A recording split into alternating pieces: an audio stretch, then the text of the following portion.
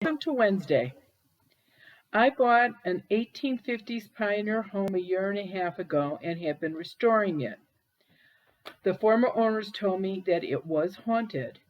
They said they have heard footsteps, doors opening, and teacups being stirred.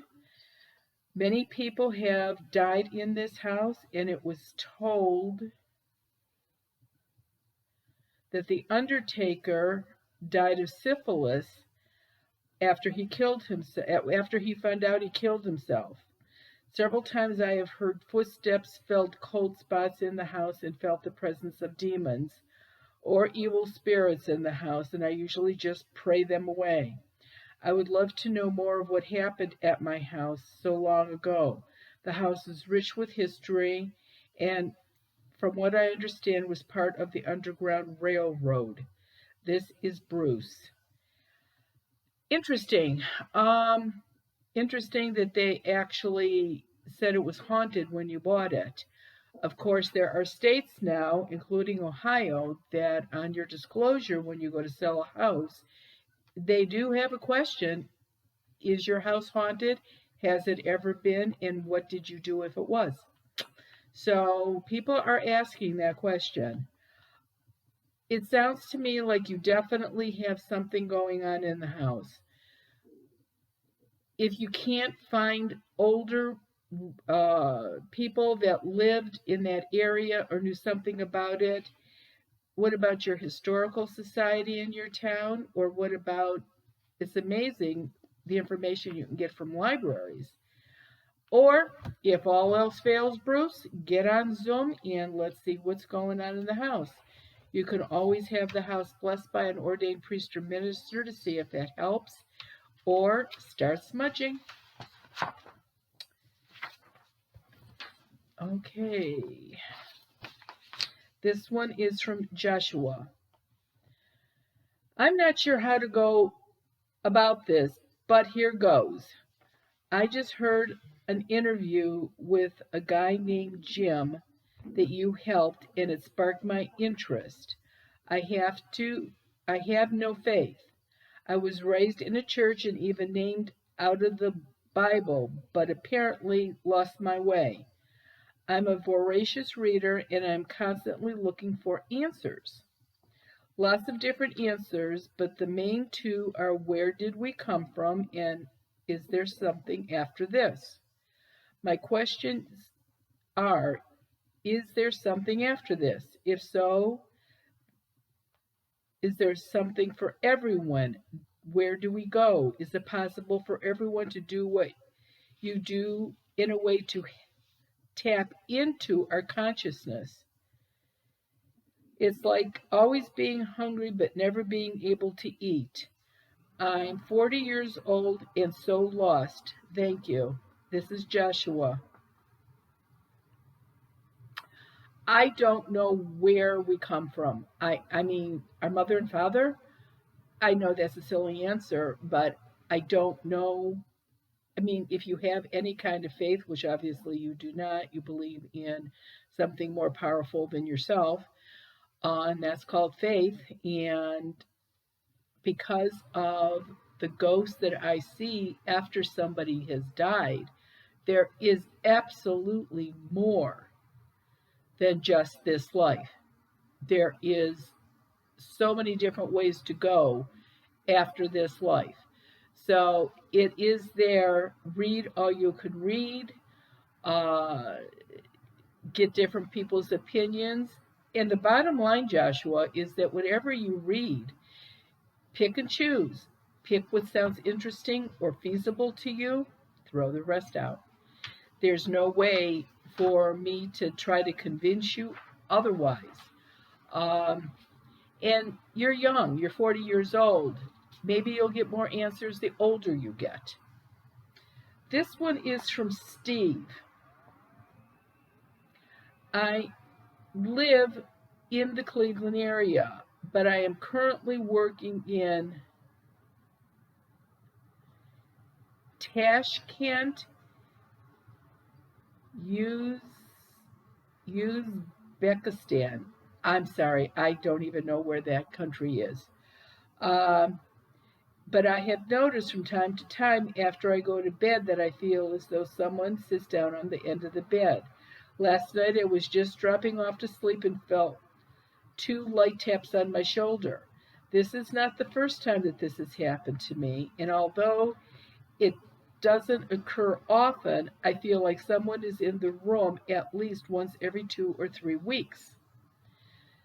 This is a little disconcerting as no one else lives in the house. I have never felt threatened, but it's a little startling when I can feel my mattress shift or last night get a tap on the shoulder. This usually happens only after I've gone to bed and never during daylight hours. What do you think I should do? Well, I'm not exactly sure if this is happening just when you're in the Cleveland area or if this is happening in the country that you are in now. I'm going to figure you're talking about Cleveland. Because this is only happening every now and again, I'm wondering if you don't have a portal in this house. And that would account for it not happening 24/7, just on occasion. I think, Steve, that besides having the house blessed or smudging, you should be another candidate for Zoom. Let's see what's going on. More important, let's see if there's a portal. Because if you've got a portal in the house, you're going to get a whole lot more than just a tap on your shoulder. This one is from Jose. When the house that I live Within the house that I live in, there seems to always be strange things going on. My girlfriend has lived here for so long and seen the things that happen over the years, as all of us have. All the dishes start to fall on their own. The door is always open, people laughing, playing in rooms, big footsteps. A little boy that my niece sees plays with her toys, blankets, and they end up on the floor every night, and so on. I'm worried for my family, and they seem to have a feeling of dread, and it just doesn't feel safe. I would appreciate it if you can please help me with this issue. I live in Texas.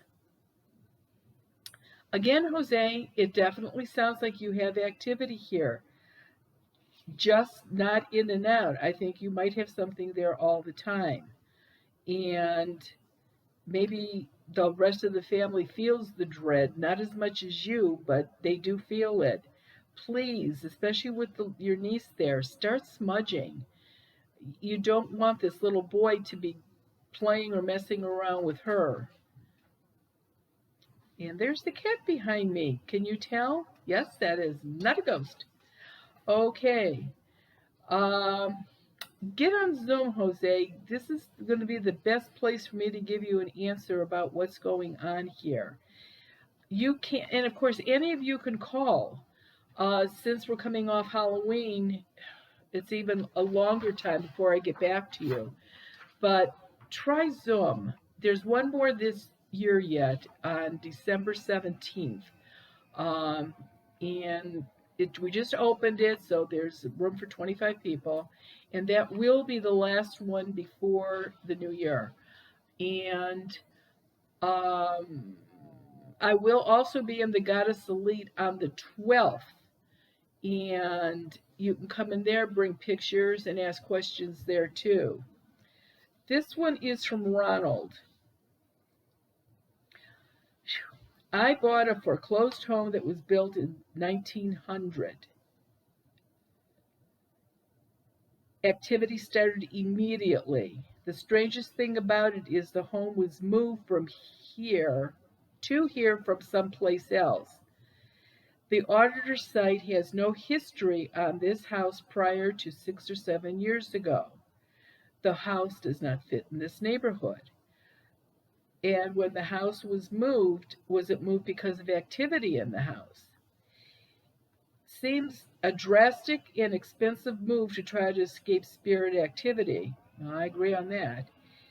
But if that was the reason, I would like to know. The neighbors don't know where it came from. They are longtime residents and no residents of the home were around that long. The original people that moved the home sold it, and it has had several owners since, and the original owners that moved it have now died. One gentleman was murdered that lived here. We have been touched, heard phantom phones ringing, doorbells ringing, and we don't have one. And I had pictures. One anomaly appeared twice in the same place, taken on different film 2 weeks apart. I guess my question is why? Do spirits move with the home since this is a rare undertaking, or is this just the land it was planted on? I have not discussed this with the neighbors. They all seem pretty conservative. I don't know why I haven't contacted you sooner. However, I think this is an interesting situation, especially if we can find the former owners and location and also the reason for the move. We just moved 1 year ago, but have been dealing with this for the whole year. It didn't just start, it's been going on the whole year. This is Ronald.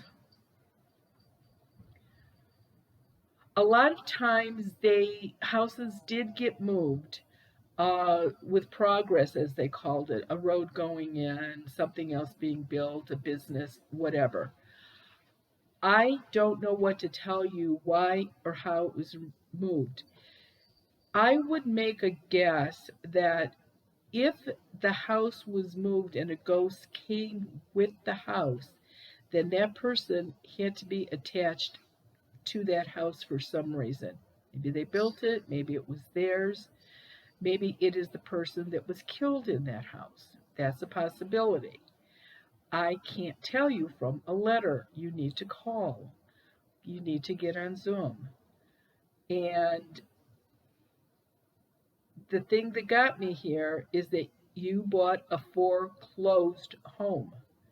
That tells me that the people before you had problems. Is there a portal in the house? So you have all kinds of questions that need to be answered if you're going to keep on living here. I would suggest you do the same thing I suggested to the other man. Go to your local historical society or go to the library. Find old newspaper clippings. Moving a house would have made the front page of some year in the town. So that's what I would look for. And again, maybe you can find uh, people that were relatives of the original owners that could give you more information. Thanks, Ronald. This is from Dan. I recently lost my girlfriend a year and a half. I recently lost my girlfriend of a year and a half. On the way to the hospital, she died before I got there. It was a car accident.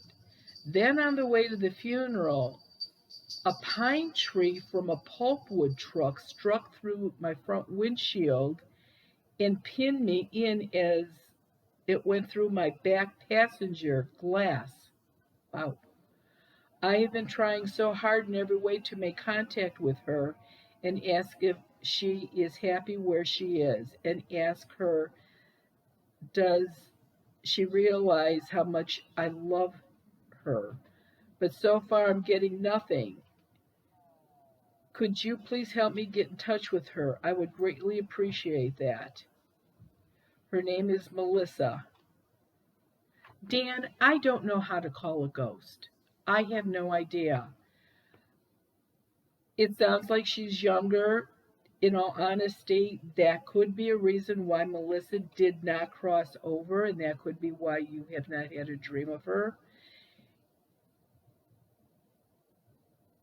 I'm not sure if you knew Melissa for a year and a half or she died a year and a half ago, but keep this in mind. A person doesn't show up in a dream for at least 6 months, and sometimes it can take up to 2 years. I would check with her family, her siblings, her other friends, and see if anybody has had a dream of her. In all honesty, Dan, there's a good chance that she did not cross over because of how she died. So get on Zoom and go to a reputable psychic, somebody that knows how to talk to people that have crossed over, and see if maybe they can help you.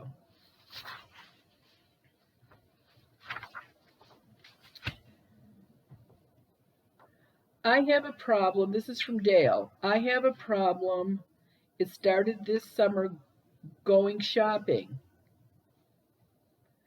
A jar and a can came flying down, or something will go running out of a bin when I'm at a grocery store. Almost every time I go shopping, this happens. It even occurs at home. Is the spirit trying to contact me? What could it want? I'd be grateful for whatever information you could give me. Dale. First of all, grocery stores are full of earthbound spirits for the simple fact that everybody is so stressed out when they go grocery shopping. The lines are long, the prices are high, the shelves are empty, people won't get out of your way. There's all kinds of reasons. And normally ghosts are in grocery stores. So maybe somebody just thinks it's funny when you're shopping to throw a can off the shelf, or that could be. Um, Following you home, seeing that it's the same thing that happens in the grocery store, there's a good chance that it could be somebody that followed you home. Seriously, Dale, you're going to have to call on Zoom or start smudging. I certainly wouldn't want uh, somebody in my house knocking the stuff off my shelves. Okay, that is it for today. The interesting thing is these are all from men, which again, I guess I didn't realize it till I was almost through reading them all. That good questions, guys. I'm glad you wrote. And again, try getting on Zoom or getting a priest in and bless the house, smudging. Don't do nothing. You made it this far. You've got a letter to me. Follow through. Okay, the Wednesday morning 10 o'clock will not be here next week, but the YouTube will. So I will talk to you next Wednesday, and have a great week. Thank you.